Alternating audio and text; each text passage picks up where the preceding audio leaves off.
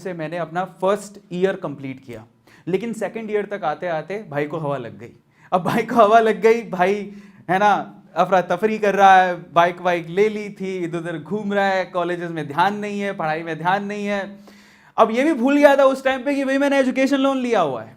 ये भी भूल गया था मुझे मेरे मामा को जवाब देना है, मेरे पापा को जवाब देना है, जो कि ये तो सोच के बैठे हुए हैं कि इंजीनियरिंग के बाद भी हमारे सिर पे आके बैठेगा।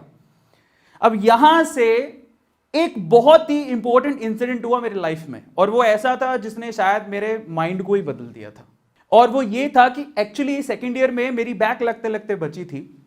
इन दैट केस मैं शाम में खाना खाने जाता था, तो वहां पर मालवीय नगर, जिसको पता हो जयपुर में उनको पता है, सो वहां पर बैठ के मैं खाना खा रहा था। तो वहां पर रात को 9 बजे सन्नाटा ही था। आपको पता है रात को 9 बजे सर्दियों में कौन बाहर निकलता, बैठा हुआ था, तो कुछ और देखने लायक था नहीं। मैंने अपना खाने का ऑर्डर कर दिया, तो सामने एक फैमिली बैठी हुई थी, और फैमिली में एक बूढ़ी माँ थी और उसका हस्बैंड था और उनका एक बेटा था।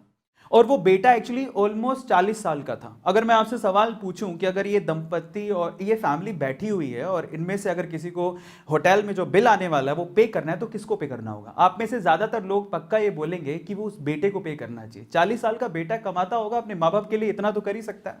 मैंने भी यही सोचा, रिलैक्स होके बैठा हुआ था। लेकिन उसके बाद जो हुआ, उसके बाद मेरे ना दिमाग में घंटियां बजने लग गई। हुआ कुछ यूं कि फादर खाना खा रहे थे, वो बेटा भी पानी पिए जा रहा था। अब मुझे पता नहीं सिचुएशन क्या थी, पर वो बूढ़ी मां खड़ी हुई काउंटर पे गई, अपने ब्लाउज से पैसे निकाले और पे किए। मैं नहीं जानता उनकी सिचुएशन क्या थी, लेकिन वहां से घंटी जो दिमाग में बजी वो ये कि अरविंद अरोड़ा, अगर तेरी यही हालत रही तो एक दिन तू भी किसी अच्छे होटल में अपने माँ बाप को खाना नहीं खिला पाएगा। निकल बाहर और कुछ कर। वहां से सेमेस्टर में मेरी बैक लगी थी। मेरी कॉलेज में जो इमेज थी वो पूरी तरह से खराब हो चुकी थी, क्योंकि बिल्कुल लफंडर हो चुका था मैं। क्लास में मेरे साथ कोई बैठता नहीं था।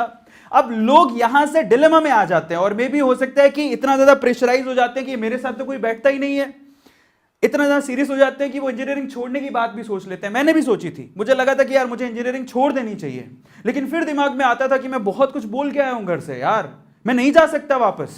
मैंने इसी सिचुएशन को, जहां पर मैं बिल्कुल गिरा हुआ था, इसको मैंने एडवांटेज के तौर पे लिया। सो वहां से मैंने अपना बिल्कुल ध्यान जो भटक गया था पूरा कंसंट्रेट किया स्टडीज के ऊपर, और बिल्कुल फोकस कर लिया स्टडीज के ऊपर। फाइनली मेरी इंजीनियरिंग में जो सेकंड लास्ट सेमेस्टर था वो सिल्वर मेडल से मैंने खत्म किया, और फाइनली जो लास्ट सेमेस्टर था और लास्ट इंजीनियरिंग पूरी कंप्लीट की मैंने ऑनर्स के साथ। मेरे हाथ में एक जॉब का लेटर भी था, मेरी जॉब लग चुकी थी, लेकिन प्रॉब्लम ये थी कि उसकी जो ज्वाइनिंग आने वाली थी वो आने वाली थी, हमारा सेमेस्टर खत्म हो गया था मई में, ज्वाइनिंग आने वाली थी फरवरी में। सो मेरे पास बहुत लंबा समय था। मैं क्या करता, था ही नहीं कुछ करने को, तो मैंने